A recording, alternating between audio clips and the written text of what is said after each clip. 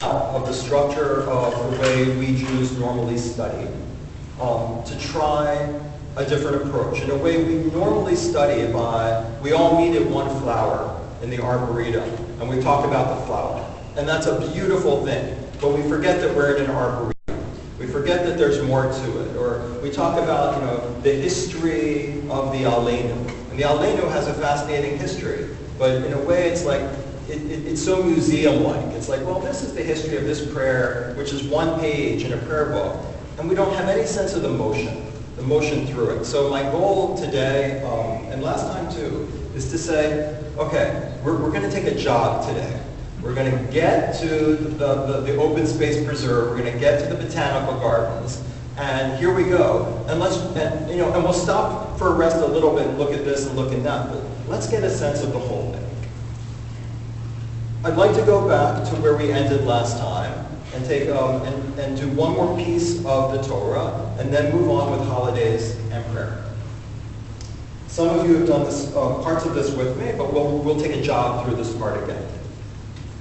So the main idea, in many ways, of last week was that the Torah, in a way there are two Torahs. There's the book of the Torah, and then there's the word Torah that means something else.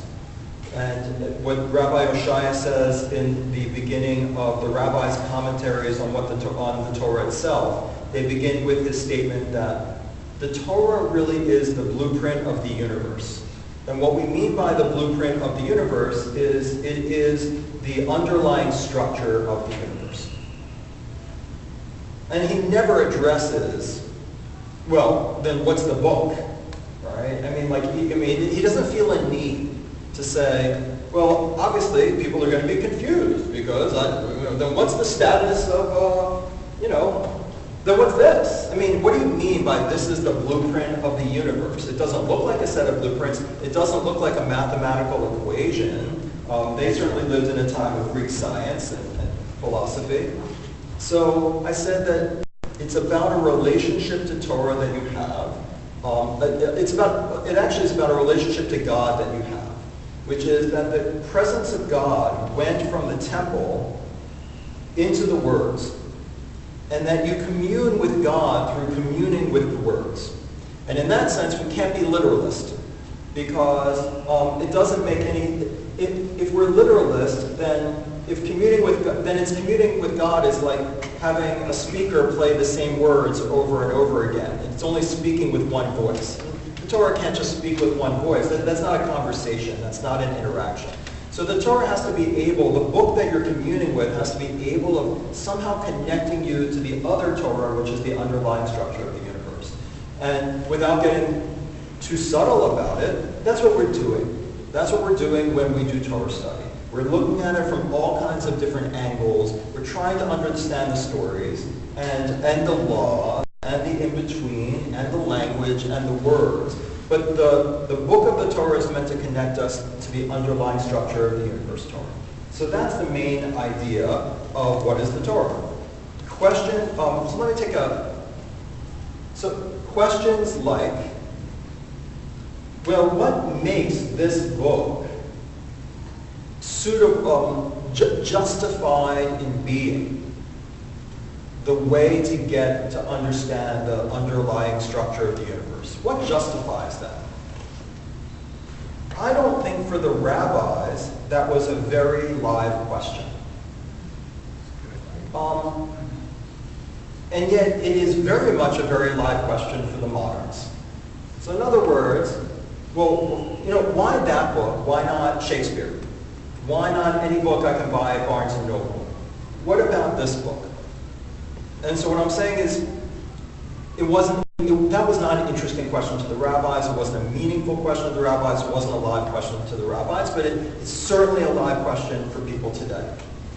So the way we answer it is really more about me or about us as moderns. If it's our question, then it's more or less our answer. But so there are different ones. The Orthodox today say because it was spoken word for word from Mount Sinai and Moses wrote it down. So it was spoken in God's voice. The Torah is a little bit vague about that. As I've said before, and I won't repeat the entire lecture, but the Torah is a little bit vague about what, lots of questions. What was spoken on Mount Sinai? Was it just the Ten Commandments? Was it the book of Mishpatim, the chapter of social laws that follow the Ten Commandments? Which would be interesting if God really wants to tell you, like the big revelation was really about issues of loaning money to people and whether you can collect their collateral and the coats on their backs. But it doesn't go further because it's very unclear. It's part of a story, and Moses goes up, and then he comes down. What's he coming down with? Where's the book? Is it all in his head? The Torah doesn't seem that interested in justifying itself by saying all of this was written down on Mount Sinai. What the Torah does say is God spoken. Like God spoken to Moses. For those who were at Adat Shalom earlier this year, I gave you my take on the fact when I spoke there, or maybe it was the year before, that what we hear is Vayomer Adonai a Moshe lemor, and God spoke to Moses saying. The way I take that, I don't think that the Torah is self-understanding itself all the time. What does it mean? Does it mean that God's speaking out of a cloud? Does it mean that God's speaking out of the sky? Does God speak in Hebrew? Is it that Moses has a voice in Moses' head? Those kinds of philosophical questions, again, are not that interesting. The Torah doesn't go try to talk about it. The Torah is not that interested. The way I take it is, Vayomer Adonai al Moshe lemor, and God, Vayomer can mean not only say, but it can mean think. It means like when you think to yourself. In the Bible, it uses the term Vayomer for thinking to yourself. Like the way we say, Sam said to himself, like, I'm saying to myself, I should exercise more. The Torah uses it the same way. You can say to yourself, you're thinking to yourself. So I do it as, and God sent a thought to Moses to say. So for me, I take it as inspiration. That Moses was the greatest of all prophets, that we believe is a fundamental fact, that he was in touch with the God of the universe that we discussed last time. And he was revealing, this is where we get into what the rabbis did like to talk about. Moses revealed God's will. Did Moses take dictation? Who knows? That's not really in there, right? After all, when we get the Ten Commandments, the wording's different. So if the one thing that Moses took dictation on and wrote down on a couple of stones, like in the movies, he wrote down two different ways, in Exodus and Deuteronomy, then that's a little strange if it's dictation. But what we do believe is that Moses is representing God's will. And that's, in a lot of ways, what we mean by a prophet. The two meanings of prophets, the way we understand them basically in the tradition, is someone who has a way of seeing the world holistically and can reveal the will of the universe to everyone. And the other meaning of the prophet is someone who serves as an intermediary, a mediator between humans and the divine will. So it's not just someone who writes a book and lets it go, but someone like a Martin Luther King or a Moses, someone who is actively involved in trying to bridge God's intentions and conveying God's message with how people can hear that, where people are at, how you get people from one step to another. But so the idea that the Torah is spoken from Mount Sinai and all these words, the Torah doesn't seem to understand that. The book of Leviticus talks about itself as if it's its own book. The book of Deuteronomy definitely talks about itself as it being its own book. And one of the confusing things is it says a few times in the Torah, and this Torah, which you now have. But scholars pretty clearly in about 4 steps can show you that when it says this Torah which you now have, Leviticus is just referring to the book of Leviticus as that Torah. Deuteronomy is referring to itself as that Torah. And also the word Torah just means teaching. So this teaching that you now have, when you see the word Torah, you're like, oh, it's the Torah, which means God wrote it word for word. So the idea of how we justify that this is the correct guide for learning the underlying structure of the universe, their fascination, the rabbi's fascination, is not with how it was spoken, but rather that it actually functions that way for us. That actually, when you study Torah, you become a better person if you do it. And actually, it has a really easy thing. If you don't become a better person, you're doing it wrong. Now, some people call that like a self-fulfilling tautology or something like that, right? Anything you could do that, right? I tried yoga 100 times, it didn't work for me. No, you're doing it wrong.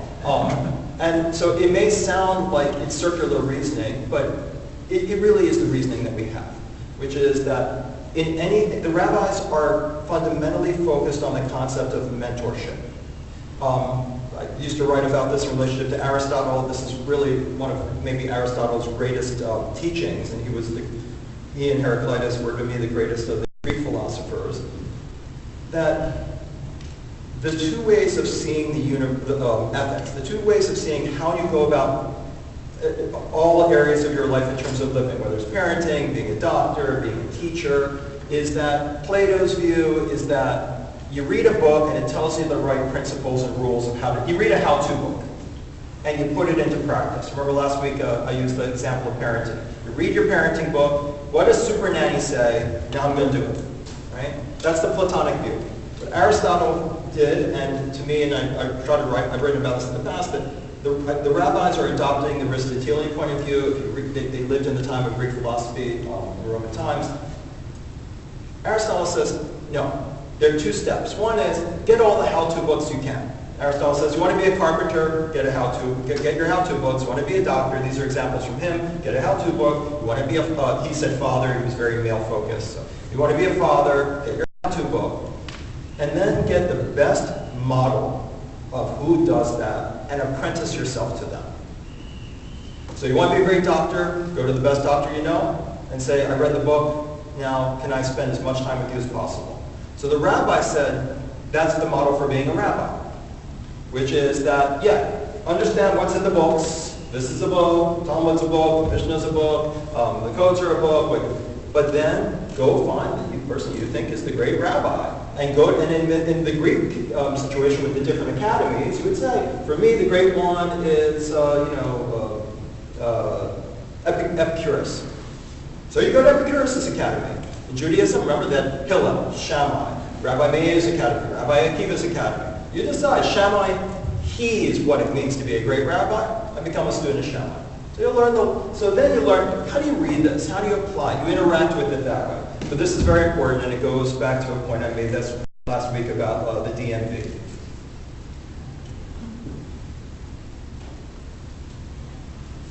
It makes all the difference, that shift between Plato and Aristotle.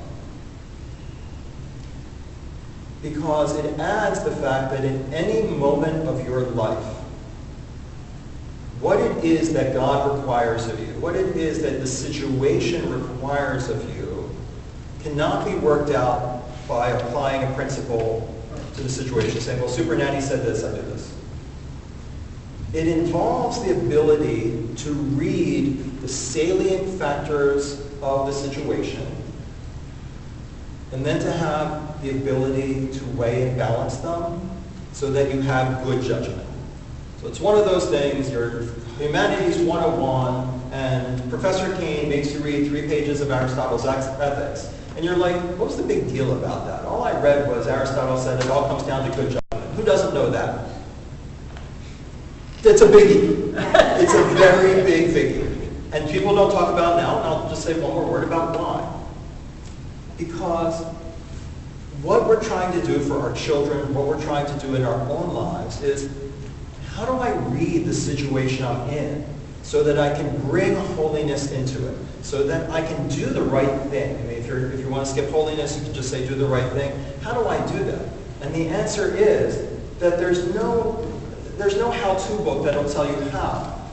What the important thing we're trying to do for each of us is to cultivate our judgment. And it involves, and it's a huge thing. It's getting your heart in the right place, getting your head in the right place. It's about weighing all of the factors. To use fancy philosophical language rather than good judgment, if you want a nice, good philosophical word, Aristotle says every situation is overdetermined. That was one of those words that, when you're 18, you're like, oh, that's cool. I want to know what overdetermined means. Overdetermined means there are more ethical, or when I say ethics, there are more demands of the situation on you than, there are too many things to balance. There are too many things to tell you what to do. So I'm in the DMV, My appointment's not on the books. I'm with an 89-year-old man. We look like nice people, and I go to the front of the line because I have an appointment, and there are something around 150 to 200 people there. I mean, it's a hot day, there are children, and all this stuff.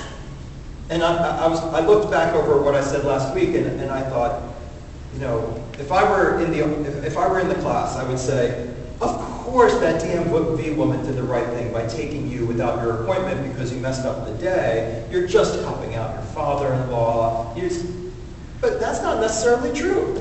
How about those 150 people who are waiting? That's not fair to them. I mean, they've got kids. They've got places to go. I mean, so that in some ways we have been, I'll go back to the original point so I don't get off. How does that woman read that situation? How does she look at the people and figure out, I'm looking at this guy who says he has an appointment but doesn't. I'm looking at all these people. How do I know what to do? The situation is overdetermined. There are too many ethical demands on you, right? You've got your kids. I mean, you know, it's like, do I skip the rabbi's Torah study so I can be with my kids or whatever it is? You know, I mean, I'm not saying but like, how do we decide? Do I get someone else to take my father-in-law to the doctor so I can go to the hospital to visit someone from the synagogue who's sick? And, you know, it's not choices between, our choices are not between good and evil. Our choices are between good and good. And that's why that's why good judgment is the whole thing. You're a doctor. I mean, I spent a lot of time in hospitals, and usually if the rabbi comes in, don't get scared if I come to visit you, by the way. Sometimes I walk in, they're like, oh no, I didn't know it was that bad. You know? I was in the neighborhood. I could give every Yom Kippur sermon on end-of-life issues, on the last 6 months of life, where we put over half the resources in our country in healthcare. Trillions of dollars go into the last 6 months. Very questionable wines, very questionable it's good for any of us. But the truth is that there's no simple answer. Because when you're there, I mean, you know, could I get another 4 or 5 months of good life if they can fix this particular thing that, you know, this particular symptom I have? It's not a choice. It's not like, well, we are the evil medical establishment that just wants to keep you alive because they want to get paid and doctors just want to feel good about curing you or giving you another week versus, you know, kindness and compassion of hospice, or the other way, which is what? You don't want to get better? You want to, it's good and good. I mean, trying to help you live longer and doing, you know, help alleviate your symptoms, that can be great. But also the idea that maybe I want to spend I'd rather have 2 months at home than 4 months in a hospital, that's also good. So life is about competing goods. Now back to the Torah.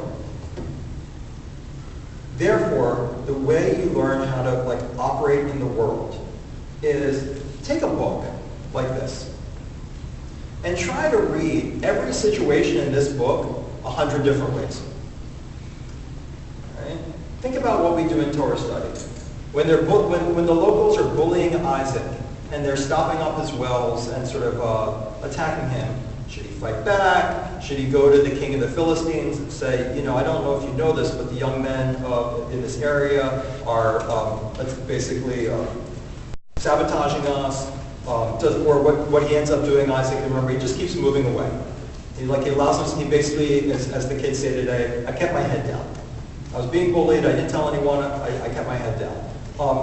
Should he have done that? What was he thinking? Where's God in this? What's the king up to? And then the king comes, he says something, it's super sweet, but it's also a little disturbing. And you know, you're working through all these situations. We can spend 3 weeks on it. If you can do that, the idea is that when you're at the DMV, you're running the DMV, you know, you're like, okay, I have a second to make this decision. It's like the doctor, uh-oh, I have a bleeder right here. What am I going to do? Do I go after it? Do I cauterize it? I'm Janice, I've got a client, and I know what's right for them, but I know they're not going to do it. So how do I change it? So these are situations. Studying Torah is about studying something concrete and real, seeing it from all kinds of situations, and you're developing your mind and your heart to balance all these things with the right mentor. The right mentor is don't worry about this and this. Let's look at this. Let me show you this. Let's think about it this way. And therefore, when you go out in life, you are about reading situations. So that was the end of that whole piece. You're about reading situations, balancing good and good, dealing with ambiguity, dealing with multiple demands. And none of this is easy. I had a debate once at a graduate seminar at Stanford on, just on a simple topic, like, well, what if you have multiple children and one of them is, let's say you have 3 kids. One becomes a dentist, one goes into business or something, and the third one just can't figure out who they are. They can't figure out who they are. And you got to make up your trust fund or your will, right? Fairness, which is, remember, in the 2 balancing spheres, gevura, which is order, structure, and fairness, and justice. It's also called din. It's justice. Justice is, you divide it equally. Just because you don't punish the kid who became a dentist, because maybe being a dentist isn't the funnest thing in the world. But they did it to be responsible and so on. And you say, you know what, you're not going to get anything because I got to take care of your brother who never figured himself out. That's not fair. That's not just. That's not equal. Fairness is equality. On the other hand, there's love, chesed. The love is on the other side. Ever since they were born, they've been difficult. I had a feeling this was going to happen. It's not their fault. Or they had that situation, they got involved in the wrong people or the wrong partner or the wrong marriage, and now they never recovered from it, blah, blah, blah. So you go to the chesed, which is, how do you hold people accountable when you see, because you're able to read the situation that, they were doomed to do this, They're structurally flawed, or they were made structurally flawed by the universe, by the world. So you leave everything to them, or 90% to them. Because the answer is, I was saying I had a debate at Stanford about this, which is, it was a professor presenting, he was a Kantian, which means he was completely on this side. And when I said, well, you could say that leaving it all to the person, is fair. No, that's not possible. Fairness is equality. And I was like, no, but, you could say that this other thing is in a way taking in more factors of the situation, and when you balance all of the factors, it makes sense. And what I mean by that is, who has an answer to this question? But these are the questions we face. And studying a book like the Torah, where you're constantly dealing with families and brothers and siblings and how they get along, is it really their fault that Esau did this? And we talked about the fact that Esau forgives Jacob. Jacob. Esau forgives Jacob. He's the greatest guy in the world. And then someone in Torah study reminded me, hey, he is the guy that said, next time I see you, I'm going to kill you. Right?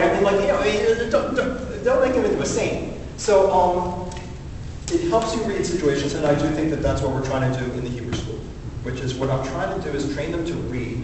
If you can read, then you can read.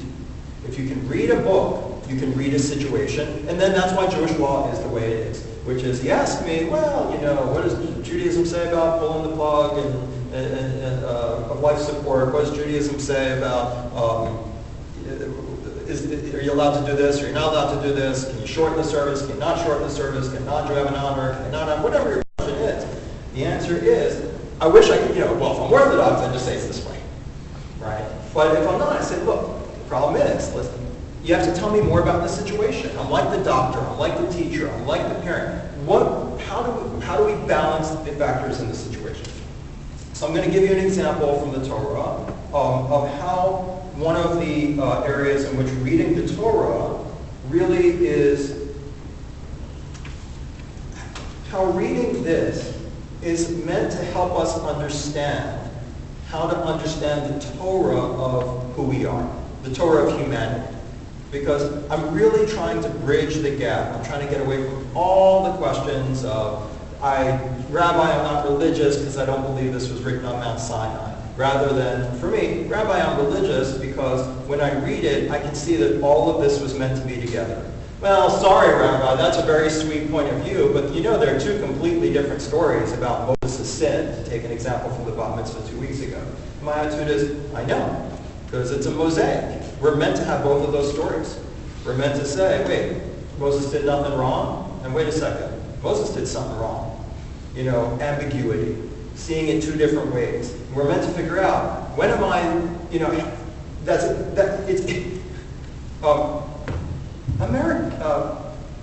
philosophers and modern people hate paradoxes and contradictions.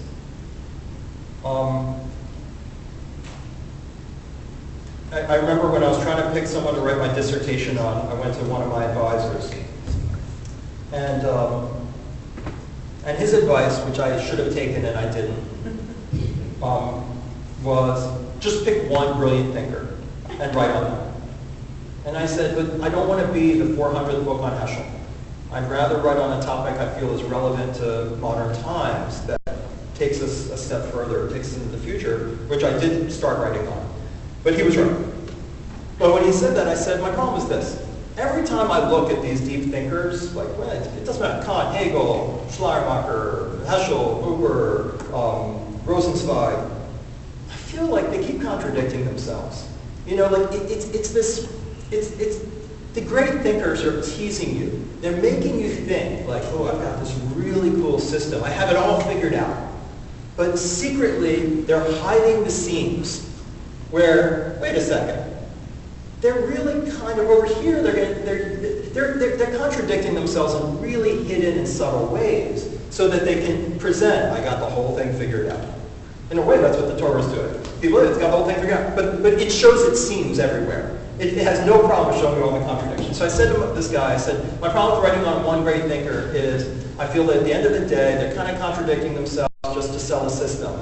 And he said, well, you do, I know you know this quote. You do know, Nadav, that coherence is the hallmark of small minds.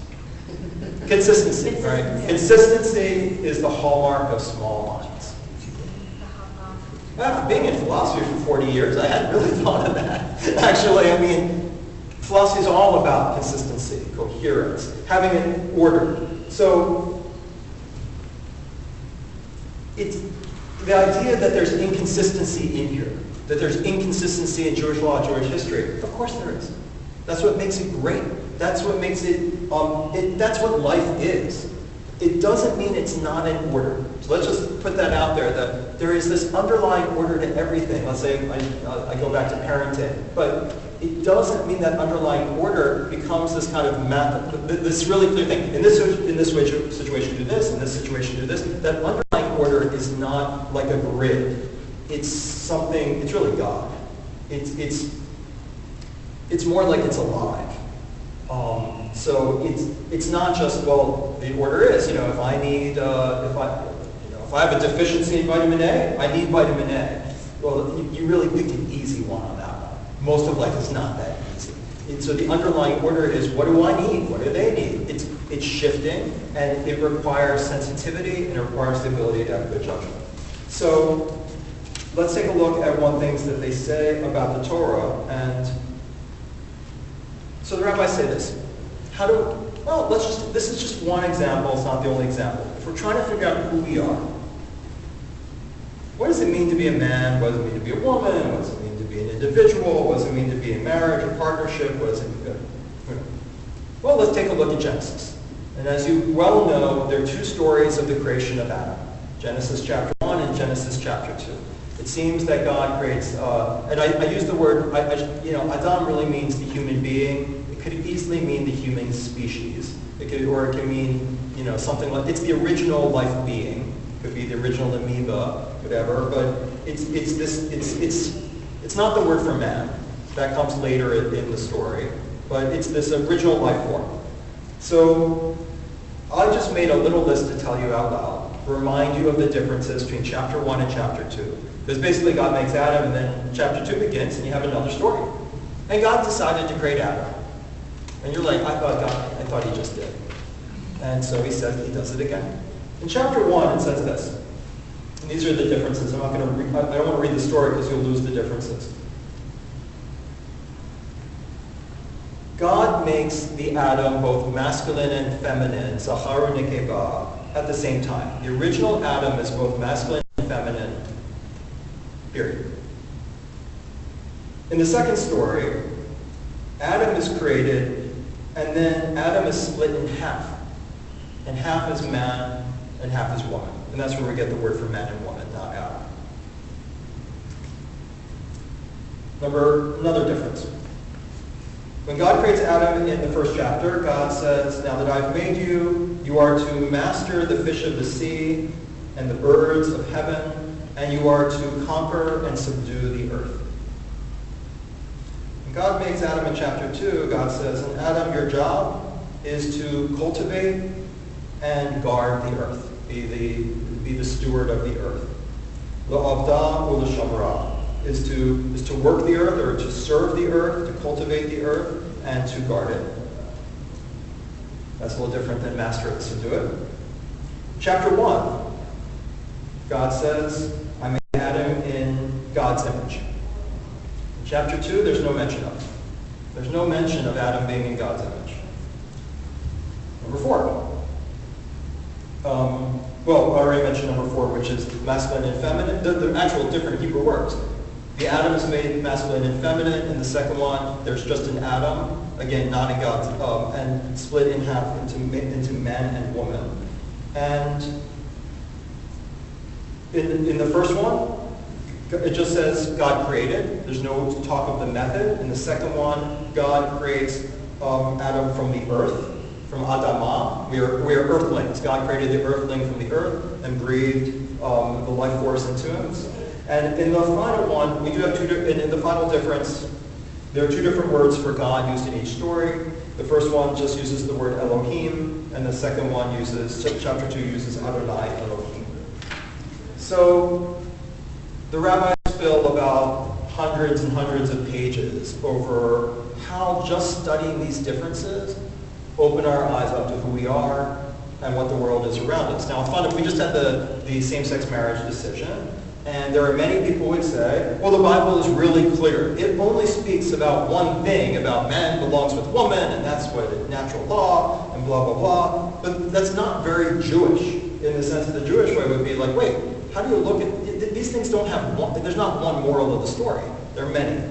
So some of the things that have been said about this, and I'll spill the one that one of the rabbis in the commentaries focuses on. Rashi quotes it, so he immortalizes it, and a recent Israeli commentator, Aviva Zornberg, focuses on it, and I think is one of her best essays, which is this. Let's just look at one of them, which is the first Adam is made masculine and feminine at the same time, and the second Adam is split in half to have men and women. And the first Adam is called in God's image, and the second story, there's no talk of God's image. So some of the rabbis say, and not all of them, just a couple of them, say, this is what I think. I think I read this situation, what the Torah is trying to get us to realize is this. What does it mean to be in God's image? It means to be independent. If God is infinity, out of which the universe comes, the universe could go away, God can create other universes with other Torahs, then God is, because I said last week, one of God's real secret names is just infinity. To really connect with the God of the cosmos is not a God hanging out on top of Mount Olympus or over on a cloud, wondering, why I fed my kid, sugar cereal. It's the God of the universe. So if the first Adam, that's the quality of the first Adam is independent. God doesn't need anybody, although the covenant changes that a little later. God is independent. God has no partner, right? God is one. What was the whole basis of Canaanite religion that we didn't like? God got married. That's basically the way, when the Torah talks, and then later in the Tanakh, about the Israelites embracing Canaanite religion, the Asherahs and the Baals, we know from archaeology that, which is, thank God for archaeology, that when they've dug up Israelite temples, they're small, they're like this size, small Israelite altar temples in the northern kingdom, just as the Bible said, the northern kingdom of Ephraim or Israel, unlike Judah down south, they were considered especially bad, and that's why they got destroyed first. And the Bible's really into that. They're really into those who are bad, they were bad. And scholars used to say, well, that's because it was written by the people down in Judah. So Judah got to say, I ain't like the other ones, right? But then we did archaeology. You know what we found? Found a temple like this. And they'd walk in, and it would be a square just like the main temple. And there would be an area for the ark, an area for a Holy of Holies, with nothing inside. And then there would be an area right next door with God's wife, Asherah. So that the idea was, like in the excavations, and just look them up on Wikipedia or something, I can send it to you if you want. The idea was, God's great, but God could still use a wife. And so the rabbis, they're really aware of this. I mean, the story of the Torah, the Bible stuff wasn't just a bunch of literary politics. It actually was real. And so the idea is, God doesn't need a wife. The God of the universe is one God. And so, therefore, the first Adam was made completely self-sufficient, masculine and feminine at the same time, meaning had everything within itself, did not need a partner. And then it says, where did that Adam go? What if God decided, I'm going to get rid of him, I'm going to get rid of it. So actually, this rabbi suggests that God actually kills the first one. And the reason is, and they say, it's like the angels looked and said, whoa, you just made someone who has is like God. And God says, yeah, that was a bad idea, and just kills it, and then starts again. And what does it do the second time? Separates us into two pieces, and it says why? Because the human condition is that we like to think that we're independent, but we depend on others.